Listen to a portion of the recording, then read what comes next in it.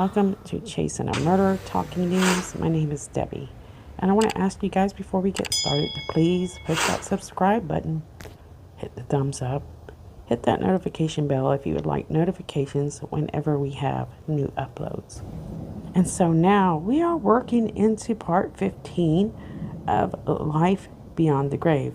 We're in 2007, working our way up to 2008, 2009. And this is where things really start to get interesting. We know every upload so far, Lori Vallow and her ex-husband, Joseph Ryan, they're going through a custody battle. And it's getting ugly. So guys, I know that you have been with me through my ups and downs. I've had a bad health year this year, but I seem to be feeling better right now. You might be able to tell in my storytelling. Thank you everyone for being a support while I went through such things. So Lori Vallow has married Charles, and Charles has given up his religion and has gone with Lori's belief system, which is kind of odd because belief systems aren't something that you can just toss to the side. I mean, this is something that's usually very personal. So this tells me Charles will do anything to make Lori happy. You can tell by actions of people, their intentions, and what they will do. Meanwhile, Lori Vallow's children, Tylee, Ryan, and Colby, they distribute signs of being stressed, and they're being put through the ringer on these accusations against Joseph. Also, Tylee Ryan is starting to have some health issues. From the time that this divorce proceeding started between Lori and Joseph until way later, until 2019. These health issues seem to revolve around stomach pains. According to friends and witnesses, this seems to get worse the older she gets. Colby Ryan is probably happy to be away from Joseph Ryan because he's being bullied, he feels, by Joseph Ryan. And he says these are some of his best memories, was being under Charles Vallow's roof. Chad and Tammy's book company, it's doing pretty well. And what we're learning is Chad Daybell is actually finding some of his authors on websites that pretty much the title is Doomsday. And we learned that he kind of met people like Hector Sosa. And in the future, Julie Rowe, Jason Mao, Thor, Little Bear. So many names. But when did Chad Daybell get to know Melanie Gibb? What about David Warwick? And why is it that Tammy Daybell doesn't seem to have the same relationship with these people as Chad does? So this is the first sign, in my opinion, that Chad is kind of living a double life. So he's not being completely open with his wife on things that he's wanting to do on the side and how he's wanting to socialize. Chad Daybell is becoming more confident each day to speak of this world that he calls the spirit world, or behind the veil. And so his teachings of this particular subject, he will try to attach 100% to the LDS belief system. But according to the LDS, they say that they do not believe in everything Chad was teaching. But what we're learning, especially at conferences, or when you hear the people attached to this group, they believe that the leaders are supporting them. They're even telling their audiences that they've talked to the leaders of the church, and the church seems to support their ideas, their visions, and their future ideas. And remember, last video we touched on the fact that the prophet Joseph Smith, so the founder of the Mormon religion, declared that the saints should study the purpose of life and death. In fact, should study it more than any other subject. Study it day and night. So one thing we should notice and take notes on about Chad Daybell is he likes the doctrines that are hidden. He seems to like the things that are not in the spotlight and the main teachings of the LDS. And what I'm learning is that Chad Daybell is infatuated with the afterlife, ghosts, and the possibilities that could come to him on the second coming. A lot of people want to believe that Chad Daybell is head of this growing second coming idea, but I'm not too certain anymore. I think it's pretty much everybody that surrounded him. In a conference, in a video just come out recently, evidence points to the fact that everyone was there on the same page as Chad Daybell. Let's talk a little bit about the second coming, because this is something that's becoming a subject that they're talking about more often. But why is that? Prophets, presidents, and leaders of the LDS Church, they are teaching about the restored gospel. This gospel will touch the entire world. So the young missionaries of the LDS Church are being sent to places like Africa, the Middle East. They're sharing their belief system and telling of the prophecies of the rumors of war, earthquakes, hurricanes, and how these are all signs of the second coming. The church is now reaching out worldwide, and the gospel is being spread at home and abroad. According to the LDS Church members, they believe that the LDS Church doctrine is saying that the millennium is believed to be the period of peace and righteousness. It is during the millennium that they believe that Jesus will return, reign on earth, and Satan will be bound and have no power over the people due to their righteousness. The LDS is pushing ordinances, and these ordinances necessary for salvation for those who have passed on before us and after. Leaders are pushing for people to do more work at the temple, such as preparing their past relatives, preparing them to be baptized for the dead. When performing the baptism for the dead, the spirits on the other side, they are able to either voluntarily accept the ordinances or they have the right not to accept this. But one thing we know during this period of time, Tammy Daybell is working hard at the temple, collecting her family names. All of this needs to be done quickly and efficiently in preparation for the second coming. Church leaders of the LDS are at conference covering the subject of whether or not the spirit world is our next home. They're spreading awareness that the children born today, they are the ones that are going to be key, because this second coming will happen during their time. And there are other people attached to the LDS, like Julie Rowe, who said on September 28th of 2004, her spirit had left her body. And on that day, she said her spirit went to the other side. She said that she had a very real experience of visiting beyond the veil in the spirit world. Interestingly, she says that the spirit world is actually located right here on earth. It's just in a different realm of sorts. So the increased awareness of the spirit world grows within the LDS. This is something that they really didn't speak about openly, but as we move on into the future, this is something they get brave about. They start speaking about it and being more open. Julie Rowe saw something, and she calls it a warning. Remember, she spoke to her forefathers of this country who have given her a message to give to the world. Though Chad Daybell and Julie Rowe have not met yet in 2007, the catalysts are just bursting from the seams. And each name involved with this case at this time in their lives are building roads toward one another. Now guys, I might have to flip back and forth and do some repeats because it's kind of hard to tell this story in order. Now, Lori Vallow is showing signs that she believes in reincarnation before she meets Chad Daybell. There are signs that she believes in the spirit world and spirits.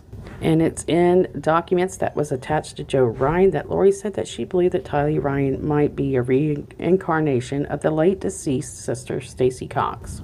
So when Stacy passed away, she went to the spirit world, living in the spirit realm, and somebody had given her permission to be reborn as Lori Vallow's daughter. So this is really before Lori Vallow meets Chad or Julie Rowe. For the narrative, we're learning that Lori kind of learned all this stuff from Chad and Julie. Now, according to Joe's sister Annie, she says that Lori was a type of woman that had no filter. This means that people that know Lori Vallow in the past, they know probably some things, some shocking information. Most innuendos insinuate the word filter is pertaining to the fact that they say not so acceptable things. And we've learned a lot about Lori. We have learned that Lori is quick to start a fight, then blame someone else for it. So Lori, she's never wrong, nor is she a team player.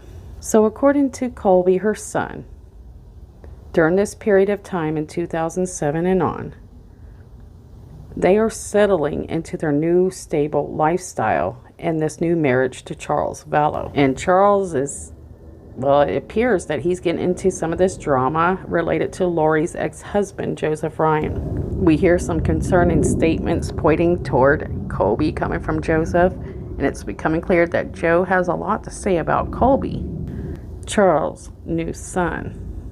In this email that goes back and forth supposedly from Charles to Joseph Ryan, it seems that both parties agree that Colby can be difficult, but Charles lets Joe know that with the right care and the right love in his life, he is mostly a well-behaved child.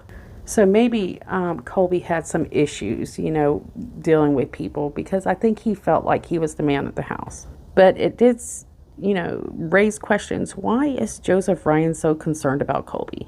Maybe he feels Colby is the reason for their failed marriage. In fact, Colby stated in a later interview that his mom did treat him more like a boyfriend than a son. And it makes me wonder why he might have said that.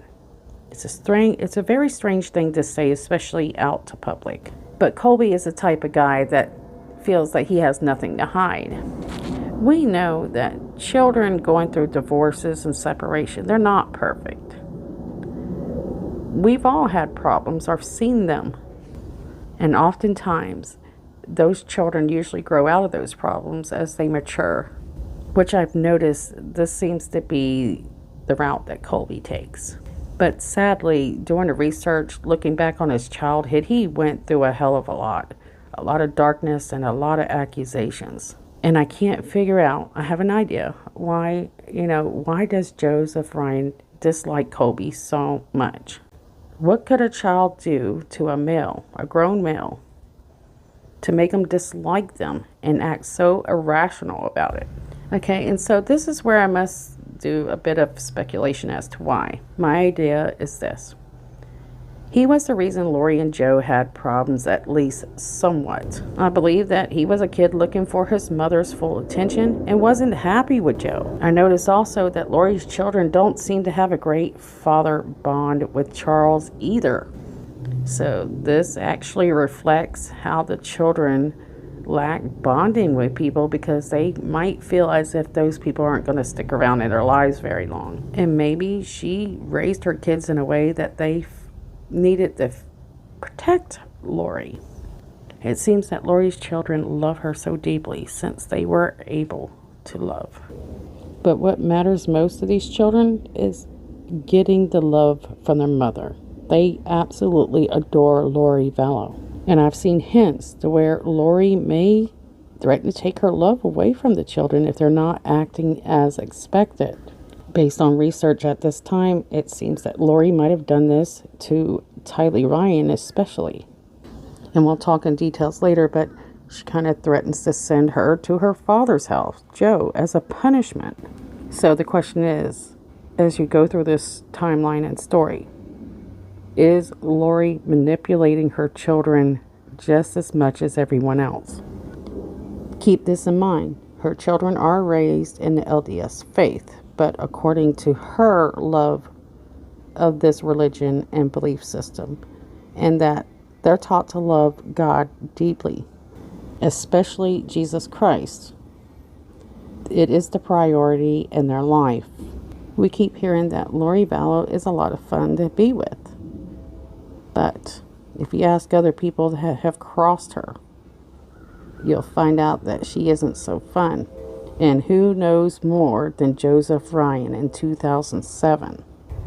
There's a cat and mouse game. And Joseph Ryan is learning that he's going to have to step up his game if he's going to hang in there and not back down from Lori's threats.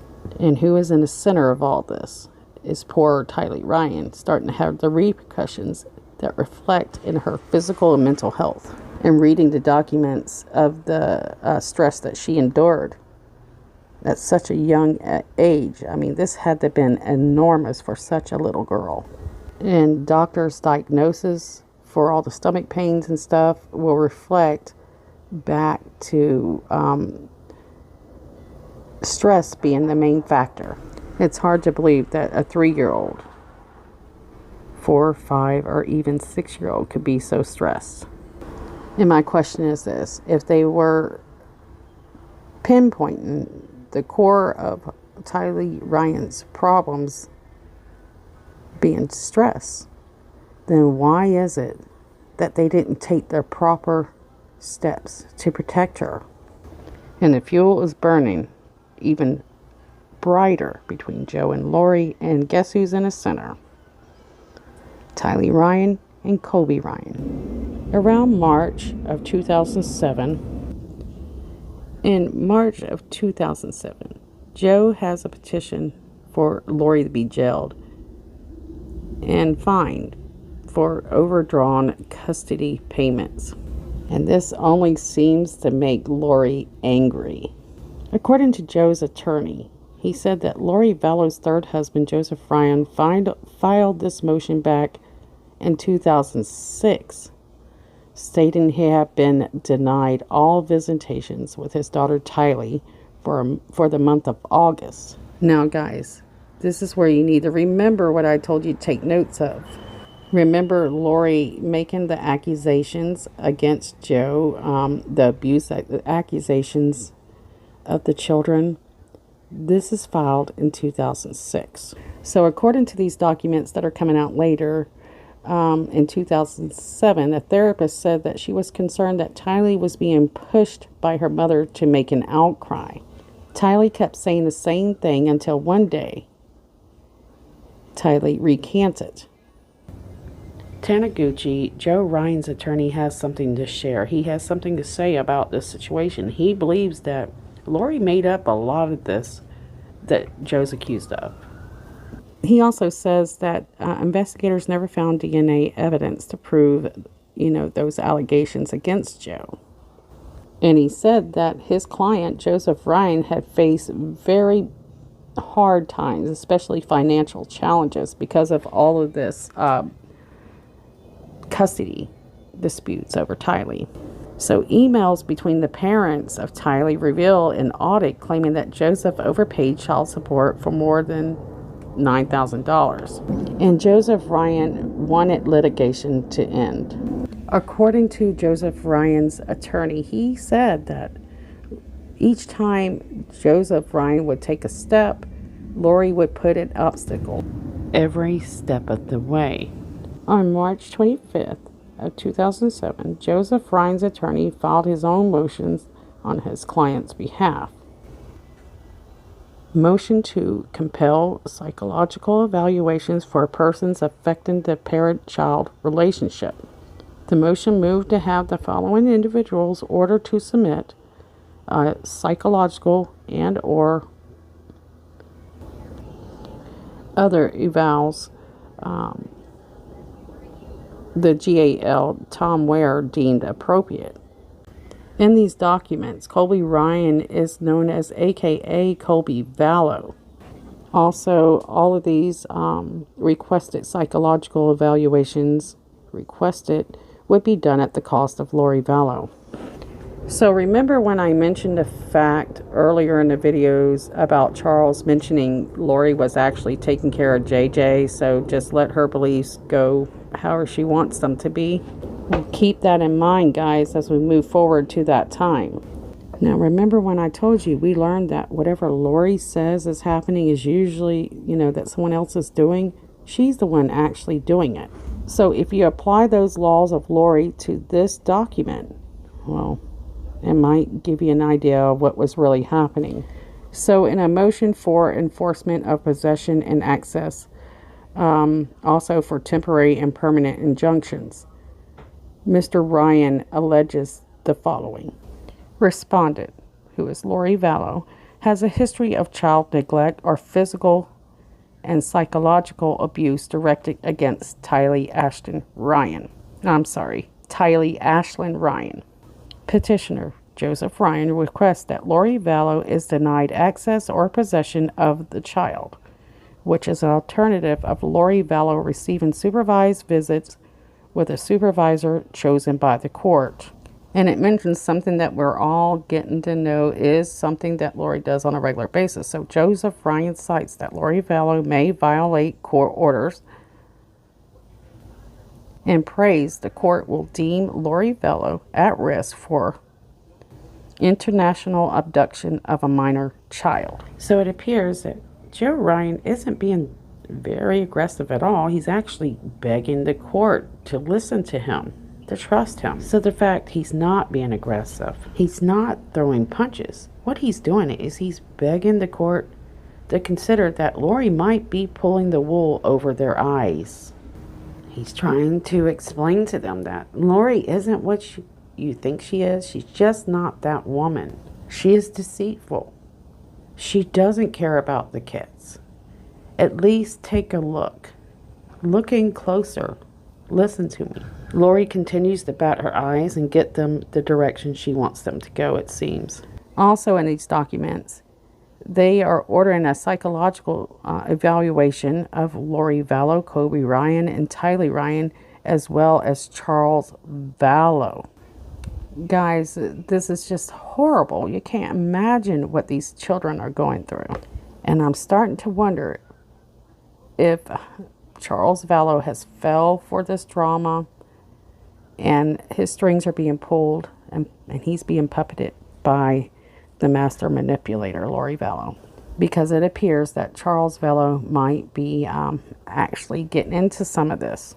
Remember, though, whatever I shared, Charles Vallow, it's not being against Charles, but showing how his strings are being pulled by Lori and how he's able to break loose of those strings later. At this point, Lori must be livid. She's getting contact with her family members, especially Alex Cox. Alex Cox is Lori's younger sibling, and he is one of the main names in this case. In fact, Lori will tell Alex Cox shortly that Joseph Ryan had been abusing the children, especially Colby Ryan, in a sexual way. At some point during all of this bickering between the Vallows, the Ryans, and there's multi-families involved with this, the court demands that they put in security cameras into the Vallows home. You would think if a person needed to feel as if they needed to put in security cameras into a person's home where they're living, most likely them children are not going to be okay in that household. During my research, I had suspected that Lori was abusing her kids and manipulating her kids, and when these documents come out, it only just further pushed my idea and confirmed that most likely she was manipulating her own children. Now remember, Joseph Ryan has to continue to submit notices by April 1st, I think, of 2007 in order to be able to have Tylee for the summer. So it is believed that Joseph Ryan was supposed to have Tylee Ryan from July 8th to about July 29th of 2007, but the visitations never ever go to plan. Joe Ryan says that he's having to fight to get access to his own daughter, and he goes without seeing her. In other documents, Ryan describes that Lori will do anything to deny me access to my daughter. He even states that he's gone a year without seeing his daughter. So let's talk a little bit about the custody. So the process of how Tylee is accepted and returned and the switch of the guardianship is adjudicated by the judge. Yet, Lori seems to feel superior to the laws or rules handed down from the higher ranks of the law.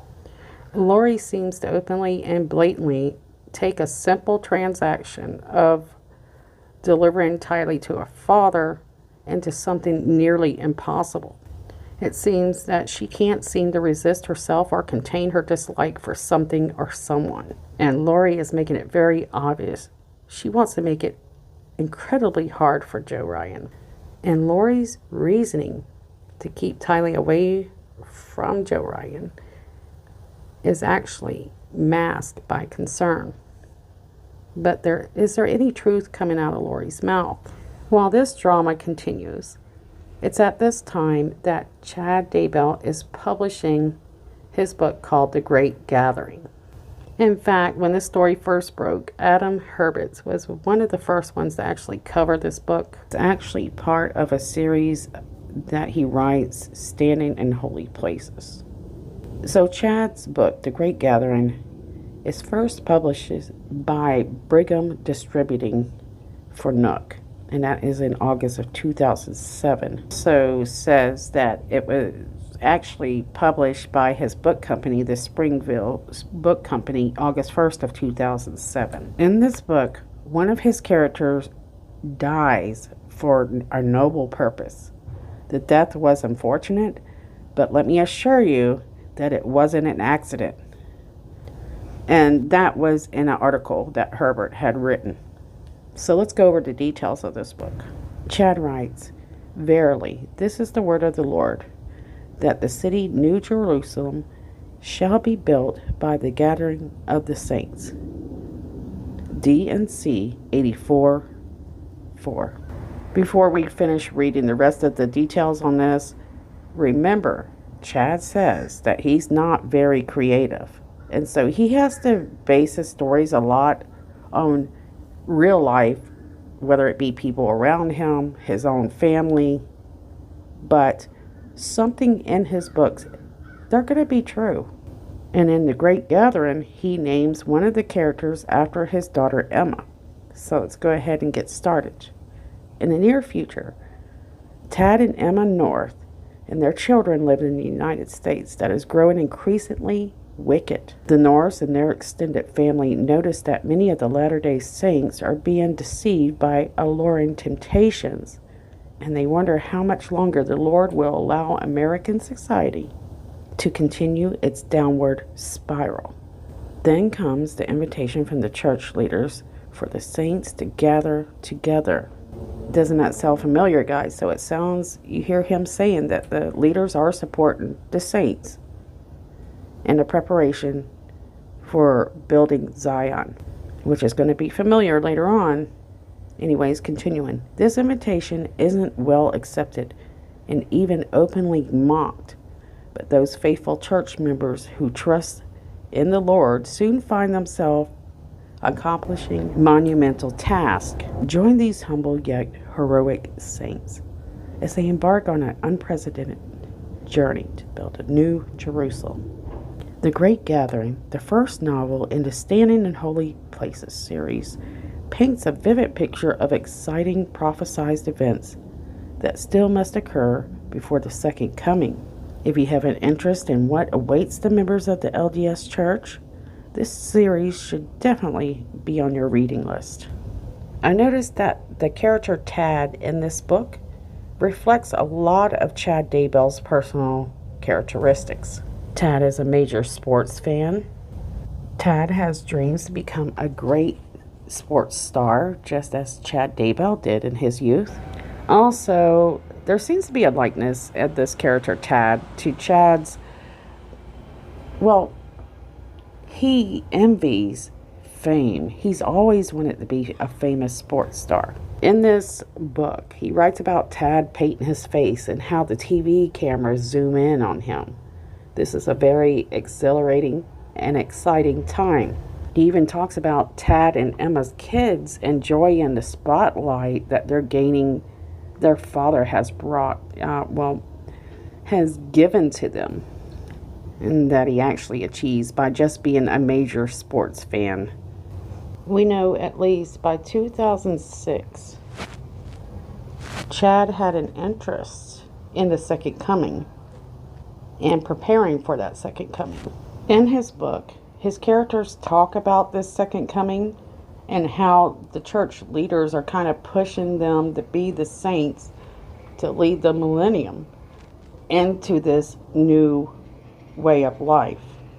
It reads, "It sounds like we will help the missionaries bring many people into the church, but that will also help gather the saints there and prepare them for the great worldwide changes." Also, in the book, he says that they will serve among the descendants of the Nephite prophets, and that the blessings promised to them in the Book of Mormon were about to be fulfilled. Chad writes how Tad, who seems to be walking in the shoes of his own, feels goosebumps go down his back. This is because he's excited about the second coming and the fact that it may be ridiculously close. Also, I noticed that this character, Josh, who is given no choice but to be a leader for the second coming, is kind of like an alter ego of Chad Daybell. And this is kind of mentioned in the book. It says, "I admire you," Tad says. "That's a lot to give up." "Well, I think you would do the same thing," Josh says. "But the prophet didn't really give me much wiggle room to say no. It will be a fun adventure, to say the least. But I guess the thing I will miss the most is watching the Tadinator on TV." Josh gave Tad a playful pinch on the arm, and they all had a good laugh about Tad's alter ego. Chad Daybell also writes in this book about chip implants, which is something he will speak about on a regular basis through the conferences he attends. And it is certain that Tad, the character in this book, believes that Satan is behind these chip implants.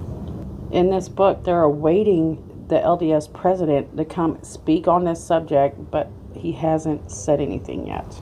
Finally, the First Presidency has sent out a letter, and the letter actually strongly discouraged receiving the chip, asking the saints to trust in the Lord and to continue to be diligent in keeping the commandments. At the end of this letter, they have a reminder about keeping up with your food storage. This is something that the LDS is very loyal to doing, as well as to have cash readily available in case ATMs might not work. In this book, Chad displays that he's able to pretend to feel one way in front of a public and go with the flow while he's thinking of something completely different. Okay, so we will end part 15 here. I want to remind you guys that we still have girls missing. Check out their faces here. And don't forget to subscribe, like, hit the notification bell if you would like notifications whenever we have new uploads. Thank you guys so much for watching, and I'll see you guys soon.